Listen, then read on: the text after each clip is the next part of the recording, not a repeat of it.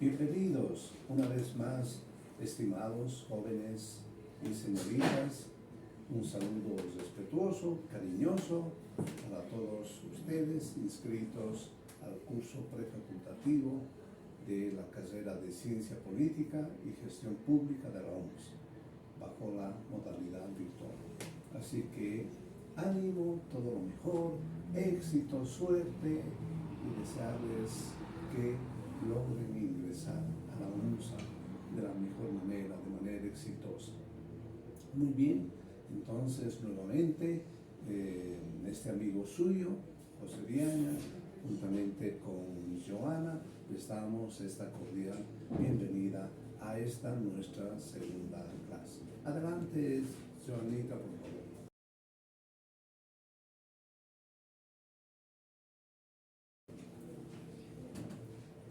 Muy bien, la materia, no es verdad, es métodos de investigación en ciencia política. Todo lo que vamos a ver es ciencia política, es relacionado con la ciencia política. Es algo en lo que ustedes tienen especial preferencia y es a la carrera que ustedes están postulando. De hecho, mucho éxito, mucha suerte y que logren ingresar, como ya les he expresado, de manera exitosa. Bien, el día de hoy nos toca la lección 2. Estamos en la lección 2. Más o menos, esta lección abarca desde la página 48 hasta la página 57. Como ya les he dicho precedentemente, la clase anterior, cada clase se va a desarrollar más o menos en unos 40-45 minutos y más o menos va a abarcar el contenido temático de 10 páginas. Y esto tiene un motivo, una razón de carácter didáctico, pedagógico. Más o menos el texto, el compilado de textos que han preparado las autoridades y en especial el coordinador de la carrera en Ciencia Política y Gestión Pública, abarca más o menos 100 páginas, ¿no es verdad? Es un contenido ciertamente muy interesante, pero que también tiene sus propias complejidades, como es de todo texto. Y más, mucho más, estimados jóvenes y señoritas, si es que ustedes están viendo este contenido por primera vez. Lo cual ciertamente es comprensible, ¿no es verdad? Que cuando uno por primera vez lee un texto que habitualmente no ha leído, va conociendo muchos autores, muchos conceptos y en realidad pues le parece la tarea compleja. Pero ánimo, mucho ánimo, no se desmoralice. Ciertamente que con el transcurrir del tiempo ustedes ya van a conocer a todos estos autores en su profundidad, los van a leer más, van a reflexionar sobre ellos y van a saber pero muy bien a profundidad el pensamiento de cada uno de estos teóricos respecto de la ciencia política, que es nuestra materia importante, ¿no? La ciencia política. Adelante, Joanita, por favor.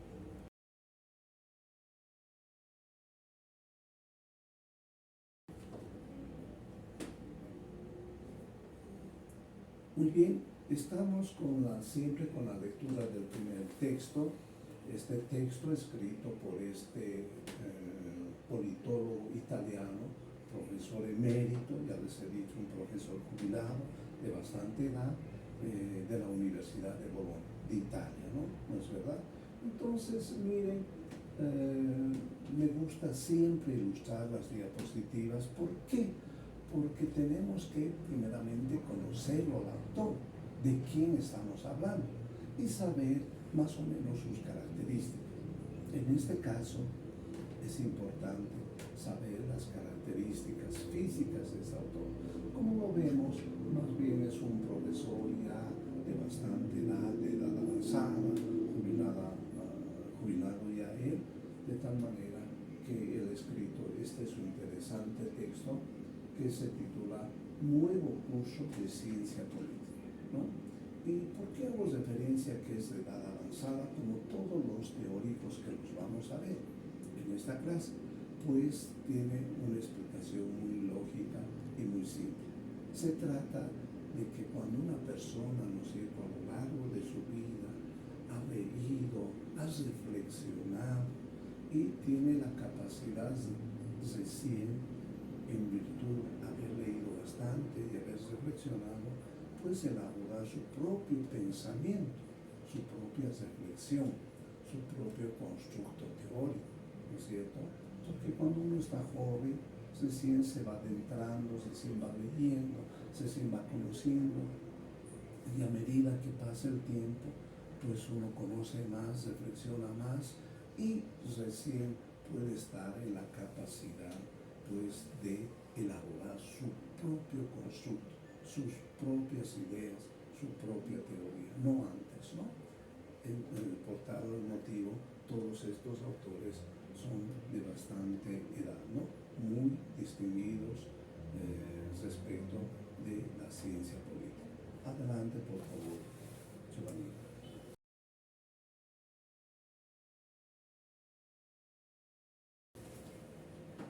Otra faceta seguramente se trata de una conferencia que daba este distinguido autor Gianfranco Pasquino,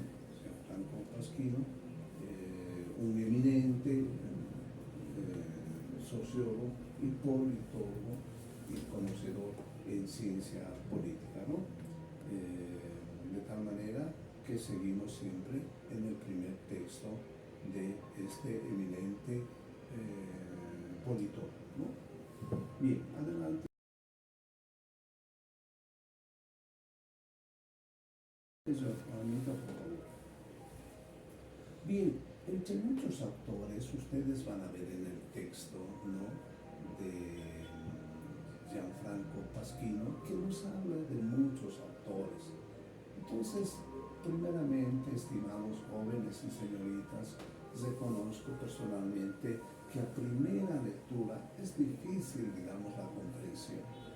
Esto es natural, porque seguramente la gran mayoría de ustedes es la primera vez que conocen sobre estos autores, ¿no? Para ustedes, a lo mejor la gran mayoría desconocidos, absolutamente desconocidos, y mucho más sus ideas respecto de la ciencia política. Eso es natural, eso es comprensiblemente natural. Pero hay que ponerle un poquito de esfuerzo, entusiasmo, ganas, y seguramente ustedes con el devenir del tiempo van a ser unos expertos, unos entendidos, y van a poder conocerlos muy bien y discernir muy bien sobre el pensamiento respecto de la política de estos autores. Bien, y uno de esos autores a los cuales hace referencia Gianfranco Pasquino es obviamente sobre Nietzsche. ¿Quién es este personaje? Este personaje que lo vemos en la fotografía, también de bastante edad, ¿no es verdad?, estimados jóvenes y señoritas, pues es un sociólogo y politólogo alemán, ¿sí? Él es alemán, especializado en qué? En el comportamiento político de las élites intelectuales. ¿Qué son las élites? Las élites se entiende por un grupo, pues, distinguido, conocedor, ¿no?, que están en la cima, ¿no?, del pensamiento intelectual, ¿no? Entonces son renombrados, consagrados escritores, ¿no? Entonces, él es conocido por su trabajo Los partidos políticos, una contribución a la teoría de la oligarquía, ¿no? Y él escrito en 1911. Si sacamos cuentas, vamos a ver de que han pasado más o menos más de 100 años, 112 años del trabajo del libro que escribió Los partidos políticos, una contribución a la teoría de la oligarquía. Entonces uno podrá pensar, pero ya han pasado 100 años, ya pues se ha escrito en 100 años o más de 100 años mucho más constructos, mucho más teorías respecto de la ciencia política. Pero resulta de que su trabajo es muy interesante y que todavía tiene vigencia, ¿no? Son de esos autores muy consagrados cuyo pensamiento pues trasciende las barreras del tiempo y del espacio, ¿no? Y que su pensamiento es verdaderamente un pensamiento sustancial, pues importante, y por eso todavía desde 1911 hasta hoy en día sigue teniendo vigencia. Bueno, dentro de su libro, él ha escrito algo que es importante: la ley de hierro de la oligarquía. ¿De qué trata esto? Ya lo vamos a ver un poquito más adelante, estimados jóvenes y señoritas. Bien.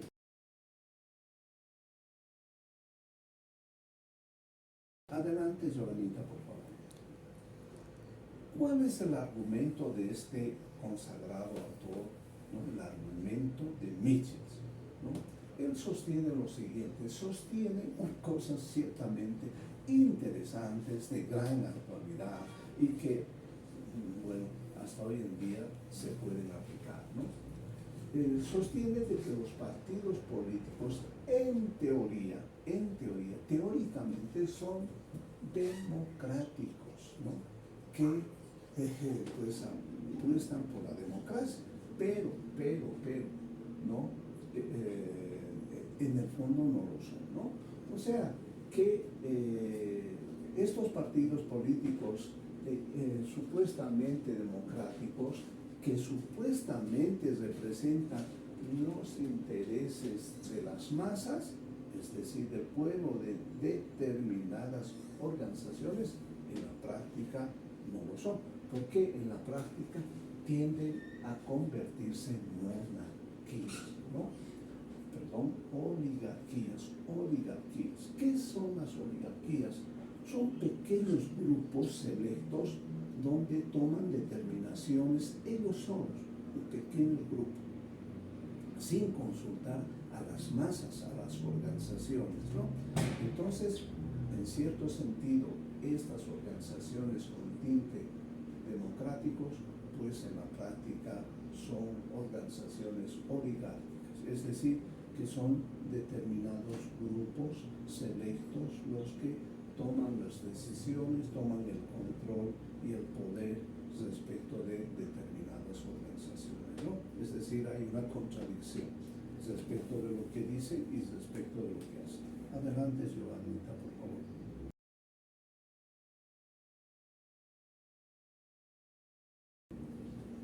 Bien, la ley de hierro de la oligarquía, lo que sostiene Michels, ¿no? Entonces, Michels realmente su pensamiento es muy valedero, aplicable para la crítica política de hoy en día. Sugiere de que las organizaciones políticas crecen, ¿no? Y crecen cada vez más y se vuelven antidemocráticas, ¿no? Es decir, distorsionan su accionar, ¿no?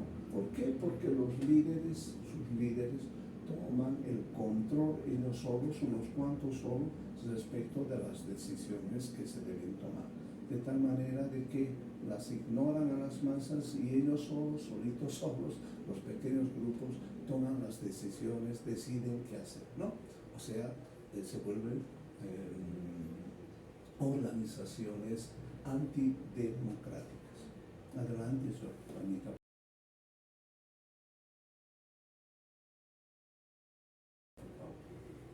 Seguimos siempre con Michels. Bueno, en el texto hay muchos autores, pero él es un autor muy importante, ¿no?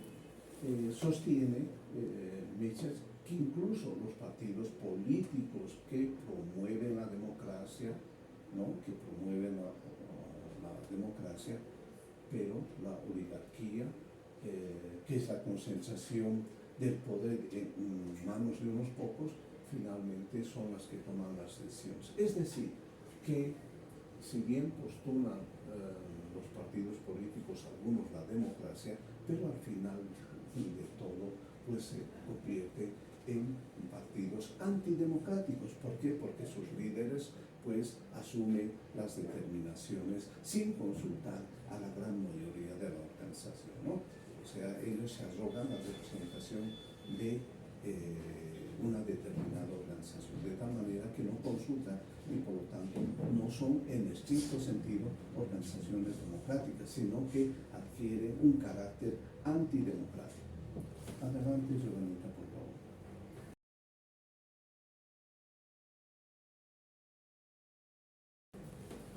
Seguimos siempre en la teoría de Mises, que es ciertamente objeto de debate, de crítica, todo, pero que sin duda ha influido y influye en la manera de percepción respecto de la ciencia política hasta nuestros días, ¿no?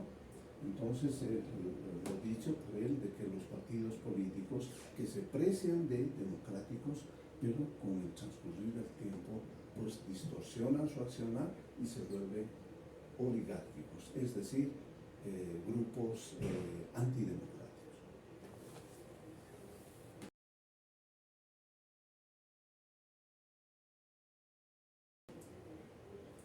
Y en resumen podríamos decir que, de acuerdo a la teoría de Robert Mises, en esa parte, en ese artículo escrito sobre la ley del hierro de la oligarquía, que las organizaciones políticas tienden a convertirse en oligarquías.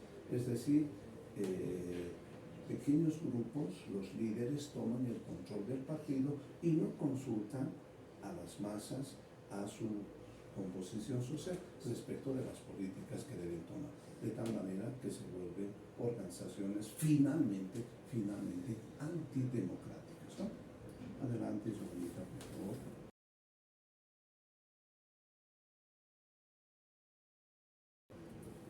Bien, dentro de los muchos autores, además, que citan, no es verdad, ustedes lo van a leer en el texto de Pasquino, citan muchos autores, varios autores, ¿no? Pero como ya les he adelantado, estimados jóvenes y señoritas, pues todos estos autores tienen en común algo. Primeramente, que son personas intelectuales que están dentro de la élite intelectual. Quiere decir que son muy conocedores respecto de la ciencia política, ¿no? Y bueno, son personas con mucha lectura, con muchos años de experiencia, como la distinguida socióloga alemana, que la vemos, no es verdad, entrada ya en años, bastante en años, ¿no? Es una persona ya de la tercera edad, como es Renate Mainz, es una socióloga alemana importante, muy reconocida dentro de la ciencia política. ¿Qué sostiene? Sostiene un poco lo contrario a Robert Mises, ¿no? Ella señala que los partidos políticos, sí, funcionan relativamente de forma democrática, ¿no? Relativamente, a diferencia de Mises. Mises sostiene todo lo contrario. Dice los partidos, las organizaciones políticas no son democráticas. Nacen como democráticas, pero al final tornan siendo partidos antidemocráticos. En cambio, ella sostiene que no, son relativamente democráticos, ¿no? Ella no habla de una lucha interna del poder, ¿no? Sino que dice que en la práctica relativamente existe una democracia al interior de los partidos políticos. Es decir, tiene una postura más o menos relativista respecto de la ciencia política. Dice, sí, los partidos políticos más o menos practican la democracia, ¿no? Mises sostiene todo lo contrario. Bien.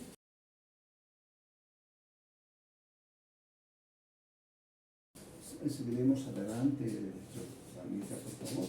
Otro autor del que cita también Pasquino es de Giovanni Sartori. Él es un investigador, también un intelectual muy reconocido, italiano, él, especializado en ciencia política, ¿no? Especializado en ciencia política. Entonces, pero él hace un estudio comparativo de la política y en realidad sostiene que el método comparativo es un método por excelencia de la ciencia política. ¿Por qué? Porque permite comparar. ¿Y comparar qué? Por ejemplo, comparar los sistemas políticos, ¿no? Los diferentes sistemas políticos. los sistemas políticos, por ejemplo, de la democracia, la dictadura, la teocracia, en fin, estas formas de organización de la sociedad respecto del ejercicio del gobierno, ¿no? Entonces, como lo vemos, también es un personaje entrado en años y que, producto de su lectura, de sus años de estudio, le ha permitido hacer estos aportes a la ciencia política.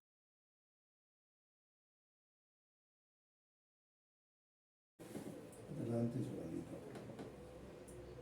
Y también otros autores como Gabriel Almond, que es un politólogo norteamericano, ¿no?, que también hace grandes aportes, pues él clasifica los sistemas políticos, ¿no? Para él existen los sistemas políticos, que son organizaciones que se encargan del ejercicio de la política, ¿no?, de la ciencia política, entre ellos la democracia, la monarquía, la teocracia, que son formas de organización, formas políticas de organización, ¿no? Entonces, son más o menos los autores más importantes. Existen otros dentro de la literatura tratada por Pasquino, pero el más importante, desde mi propia lectura, pues resulta siendo Robert Michels, ¿no? Robert Michels. Y para este efecto, estimados jóvenes y señoritas, me voy a permitir compartir con ustedes un video, dos videos, si es que el tiempo nos da, respecto del pensamiento de Robert Michels. ¿No es cierto que hay videos, muchos videos que existen en el internet? Y entonces he seleccionado dos que me parecen muy importantes, muy ilustrativos. Se trata de algunas personas muy entendidas, especialistas en el pensamiento sobre determinados autores. Y en este caso, estos videos que me voy a permitir compartir son producto de estos especialistas que hacen un análisis, y en este caso de la obra del pensamiento político de Robert Michels. Así que me voy a permitir invitarles a ver estos videos, y conmigo sería hasta la próxima clase, la clase 3.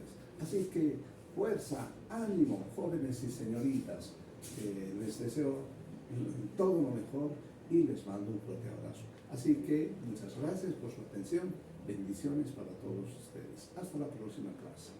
¿Qué es la ley de hierro de la oligarquía y por qué es esta ley tan importante? A principios del siglo XX, el sociólogo alemán Robert Michels formuló la llamada ley de hierro de la oligarquía, que viene a explicar el porqué del mal funcionamiento de la democracia y de los partidos políticos que la componen, que terminan siendo, paradójicamente, organizaciones no democráticas. Pero, ¿en qué consiste esta ley que un siglo después está más vigente que nunca?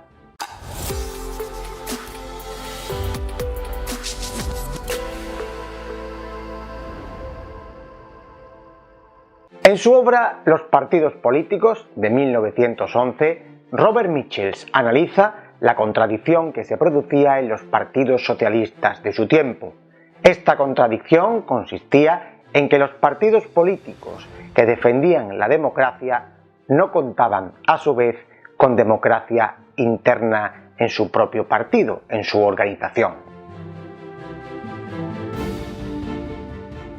Michels llega a una conclusión sorprendente.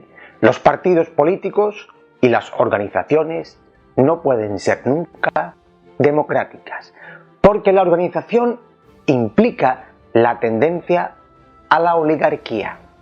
En toda organización, ya sea un partido político, una organización de gremio, profesional u otro tipo de asociación, se manifiesta siempre la tendencia aristocrática con toda claridad. Se manifiesta, ¿no?, que hay una élite que gobierna sobre otra. Por tanto, una minoría va siempre a gobernar en cualquier circunstancia histórica y en cualquier sistema político. Antes de entrar en profundidad en la ley, debemos aclarar para todo aquel que no lo sepa el concepto de oligarquía. La palabra proviene del griego y significa literalmente el mando o el poder de unos pocos. La oligarquía es, por tanto, un sistema de gobierno, de administración, en el que el poder está en manos de unas pocas personas pertenecientes a una clase social elevada. ¿Pero por qué se produce este fenómeno aparentemente tan contradictorio? Para explicarlo, Mitchell formuló su famosa Ley de Hierro de la oligarquía. En ella afirma que la organización es la que da origen al dominio de los elegidos sobre los electores, de los mandatarios sobre los mandatantes, de los delegados sobre los delegadores. Los elegidos terminan siempre convirtiéndose en oligarquía. Los sistemas de gobierno son complejos, por ello necesitan siempre una organización. Los partidos políticos, a medida que crecen, requieren de una mayor organización y especialización en ciertas tareas para poder representar a todos los ciudadanos y realizar las tareas necesarias. Esa organización es siempre jerarquizada y crea, por tanto, oligarquías y una amplia cadena de burócratas.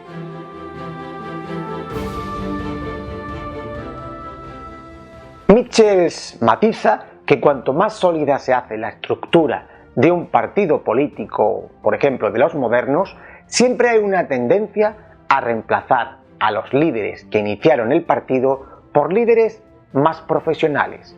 Es decir, en un principio los líderes surgen espontáneamente, sus funciones son accesorias y gratuitas, pero muy pronto se convierten en líderes profesionales y en esta segunda etapa del desarrollo estos líderes tienden a hacerse estables. Para Mitchell, el aumento del poder de los líderes es directamente proporcional a la magnitud de la organización.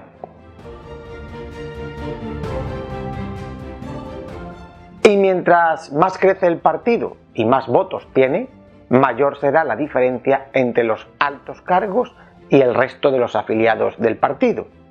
Es por ello que la democracia acaba por transformarse en una aristocracia, por la imposibilidad de la masa de adquirir las competencias necesarias y su dependencia de un liderazgo. Es más, la psicología de las masas hace deseable la existencia de un líder en el que descargan sus problemas y ponen sus esperanzas, llegando incluso a rendirle un culto personal.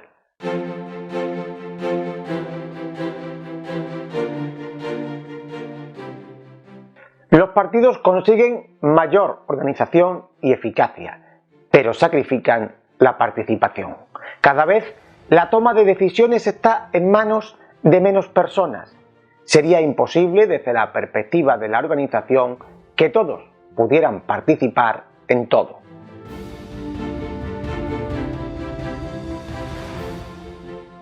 Por tanto, los partidos pasan de ser un medio para conseguir un fin idealista a convertirse ellos mismos en el propio fin. El propio fin es el partido y ya no la ideología. Según Mitchell, la democracia aplasta a la democracia. Es decir, el partido deja de ser democrático para que la propia democracia pueda funcionar mejor. Si el partido fuera democrático, la toma de decisiones y la administración sería más ineficaz. La oligarquía de los partidos elige también al líder que luego se presentará a las masas, por lo que el pueblo solo vota a alguien que sale de la oligarquía, no de su propio nivel. Mitchell declara que el poder sigue un ciclo natural, procede del pueblo y termina por levantarse por encima del pueblo, o lo que es lo mismo, el individuo puede proceder en primera instancia del pueblo, pero no puede ejercer el poder hasta que entra dentro de un grupo oligárquico y por tanto se separa al completo del pueblo.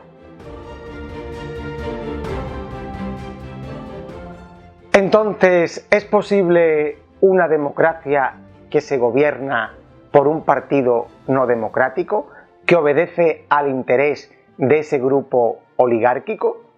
Cuando se producen las crisis políticas, surgen grupos integrados por un grupo pequeño de personas, que son las interesadas en política, que luchan de manera organizada por llegar al poder.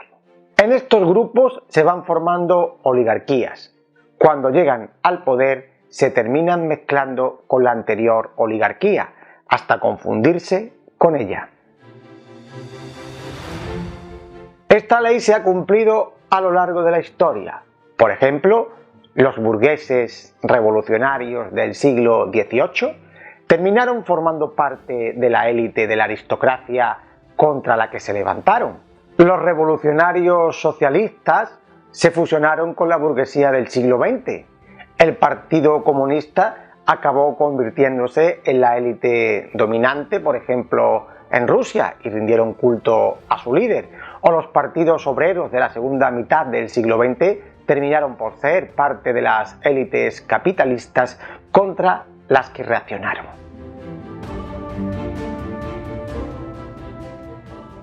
En conclusión, podemos resumir la ley de hierro de la oligarquía en tres principios que son la esencia misma de la naturaleza humana. Primero, el crecimiento del partido produce una burocratización que forma oligarquías. Segundo, la oligarquía se jerarquiza e impone los líderes para hacer más eficiente la administración, lo que termina con la democracia interna del propio partido. Y tercero, la propia psicología del pueblo y su ineptitud para resolver los problemas acaba aceptando al líder, aunque puede reemplazarlo por otros, pero estos otros también van a pertenecer a las élites y nunca al pueblo. Para Michels es probable que este juego cruel continúe indefinidamente. Al final de su vida, Robert Michels renegó de la democracia y se decantó por las teorías fascistas. ¿Y tú? ¿Qué opinas? ¿Conoces casos actuales donde se vea la eficacia de la ley de Michels? Déjanos tus reflexiones en los comentarios. Si te ha gustado, ya sabes, también comparte este vídeo y danos un like.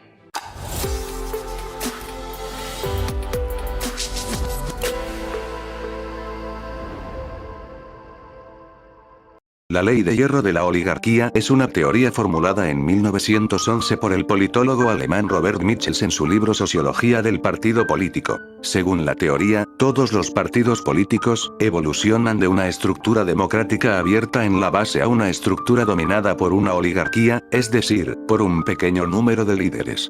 Esto se deriva de la necesidad de especialización, que hace que un partido se estructure de manera burocrática, creando líderes cada vez más liberados del control de los militantes de base. Con el tiempo, quienes ocupan cargos ejecutivos se vuelven entre comillas burgueses, alejándose de las bases y formando una élite compacta, convirtiéndose en el espíritu del cuerpo burocrático. Al mismo tiempo, el partido tiende a moderar sus objetivos. El objetivo fundamental pasa a ser la supervivencia de la organización y no la realización de su programa político. Michels, que elabora sus ideas principalmente sobre la base de la observación de la dinámica del Partido Socialdemócrata de Alemania, proporciona 4 pruebas para respaldar su tesis. 1. La democracia es inconcebible sin alguna organización. 2. La organización genera una sólida estructura de poder que acaba dividiendo a cualquier partido o sindicato en una minoría que tiene la tarea de liderar y una mayoría dirigida por el primero. 3. El desarrollo de una organización produce burocratización y centralización, que crean un liderazgo estable, que con el tiempo se transforma en una casta cerrada e inamovible. Y 4. El ascenso de la oligarquía también se deriva de factores psicológicos, en particular de la sed natural de poder de los políticos y de la necesidad de las personas de ser comandadas. La teoría de Michels afirma que todas las organizaciones complejas, independientemente de cuán democráticas sean cuando comenzaron, eventualmente se convierten en oligarquías. Michels observó que, dado que ninguna organización lo suficientemente grande y compleja puede funcionar simplemente como una democracia directa, el poder dentro de una organización siempre se delegará en individuos dentro de ese grupo, elegidos o no. Utilizando anécdotas de partidos políticos y sindicatos que luchan por operar democráticamente para construir su estructura, Michels planteó la aplicación de esta ley a la democracia representativa y afirmó: quien dice organización, dice oligarquía.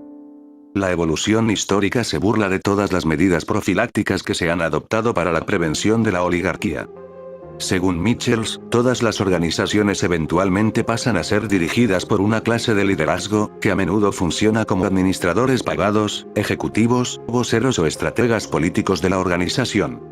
Lejos de ser sirvientes de las masas, Michels sostiene que esta clase de liderazgo, en lugar de las bases de la organización, crecerá inevitablemente para dominar las estructuras de poder de la organización.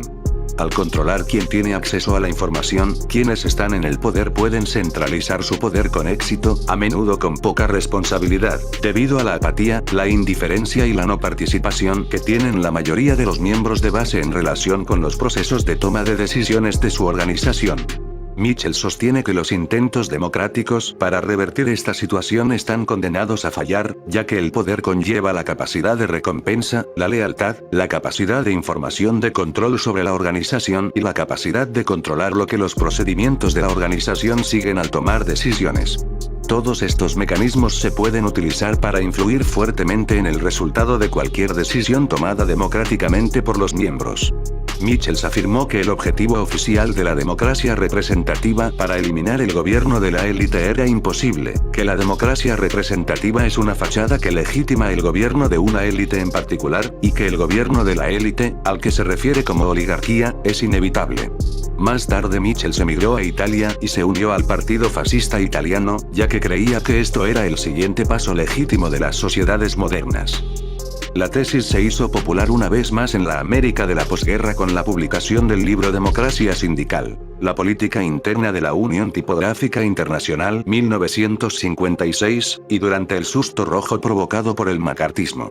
En 1911, Robert Michels argumentó que, paradójicamente, los partidos socialistas de Europa, a pesar de su ideología democrática y sus disposiciones para la participación masiva, parecían estar dominados por sus líderes al igual que los partidos conservadores tradicionales. La conclusión de Michels fue que el problema radica en la propia naturaleza de las organizaciones. La era moderna más liberal y democrática permitió la formación de organizaciones con objetivos innovadores y revolucionarios, pero a medida que tales organizaciones se vuelven más complejas, se vuelven cada vez menos democráticas y revolucionarias. En el momento en que Michels formuló su ley, era un anarcosindicalista. Más tarde se convirtió en un importante ideólogo del régimen de Mussolini, y trabajó en la Universidad de Perugia.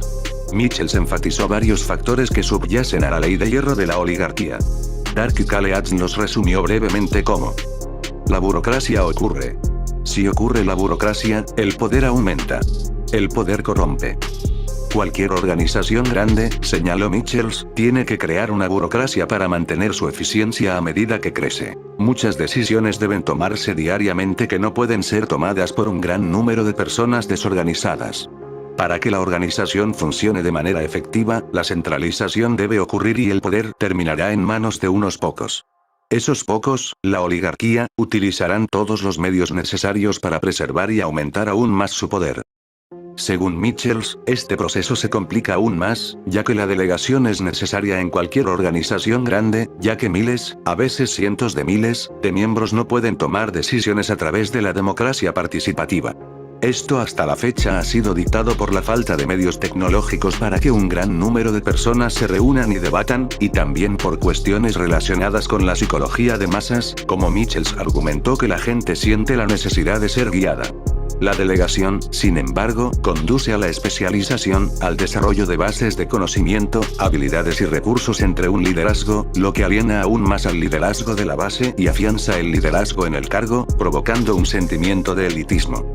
Michels también argumentó que para los líderes en las organizaciones, el deseo de dominar es universal. Estos son hechos psicológicos elementales. Por lo tanto, eran propensos a buscar poder y dominio. La burocratización y la especialización son los procesos impulsores de la ley del hierro. Resultan en el surgimiento de un grupo de administradores profesionales en una organización jerárquica, que a su vez conduce a la racionalización y rutinización de la autoridad y la toma de decisiones, un proceso descrito primero y quizás mejor por Max Weber con su concepción de burocracia, luego por John Kenneth Galbraith y en un grado menor y más cínico por el principio de Peter. La burocracia por diseño conduce a la centralización del poder por parte de los líderes. Los líderes también tienen control sobre las sanciones y las recompensas. Tienden a promover a quienes comparten sus opiniones, lo que inevitablemente conduce a una oligarquía que se perpetúa a sí misma. Las personas alcanzan posiciones de liderazgo porque tienen una habilidad política por encima del promedio, como con las autoridades carismáticas.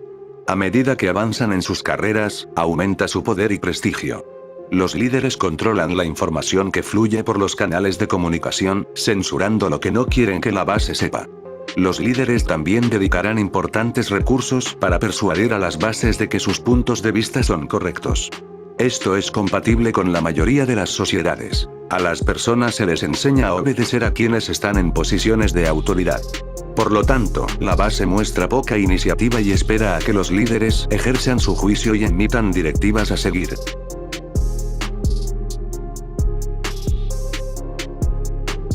La ley de hierro de la oligarquía establece que todas las formas de organización, independientemente de cuán democráticas puedan ser al principio, eventualmente e inevitablemente desarrollarán tendencias oligárquicas, haciendo así que la verdadera democracia sea práctica y teóricamente imposible, especialmente en grupos grandes y organizaciones complejas.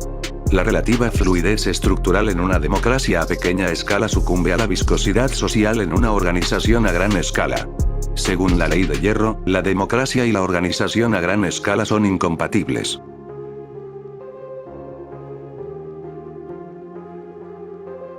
A pesar de casi un siglo de debate académico sobre esta cuestión, todavía no hay consenso sobre el grado de certeza de las tesis de Michels y en qué condiciones son aplicables. Una crítica es que el poder no necesariamente corrompe el liderazgo de las organizaciones y que la estructura de las organizaciones puede controlar a los líderes. Otra crítica es que Michels no describe las condiciones bajo las cuales su tesis podría ser falsificada ni una definición clara de lo que constituye la oligarquía.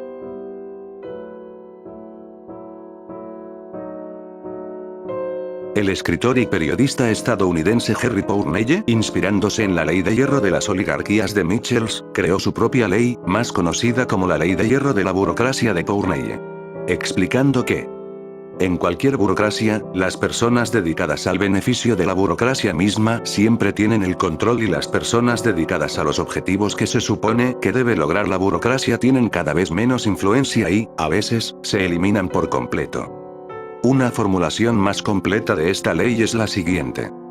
La ley de hierro de la burocracia de Pournelle establece que en cualquier organización burocrática habrá dos tipos de personas. Primero, están aquellos que se dedican a los objetivos de la organización. Algunos ejemplos son los dedicados maestros de aula en una burocracia educativa, muchos de los ingenieros y técnicos de lanzamiento y científicos de la NASA, incluso algunos científicos agrícolas y asesores de la antigua Administración Agrícola Colectiva de la Unión Soviética. En segundo lugar, están los dedicados a la propia organización. Algunos ejemplos son muchos de los administradores del sistema educativo, muchos profesores de educación, muchos dirigentes sindicales de maestros, gran parte del personal de la sede de la NASA, etc. La ley de hierro establece que en todos los casos el segundo grupo ganará y mantendrá el control de la organización. Escribirá las reglas y controlará las promociones dentro de la organización. La semejanza con la ley de hierro de las oligarquías es obvia. Su blog, The View from Chaos Manor, a menudo hace referencia a ejemplos de su ley. Algunos de los temas estándar de Pournelle que se repiten en sus escritos son: los estados de bienestar se perpetúan a sí mismos, la construcción de una sociedad tecnológica requiere de un fuerte control, y aquellos que olvidan la historia están condenados a repetirla. Espero que este video te haya sido de utilidad para aprender sobre la ley de hierro de las oligarquías de Robert Michels. Sin más que decir, nos vemos en el próximo video, gracias.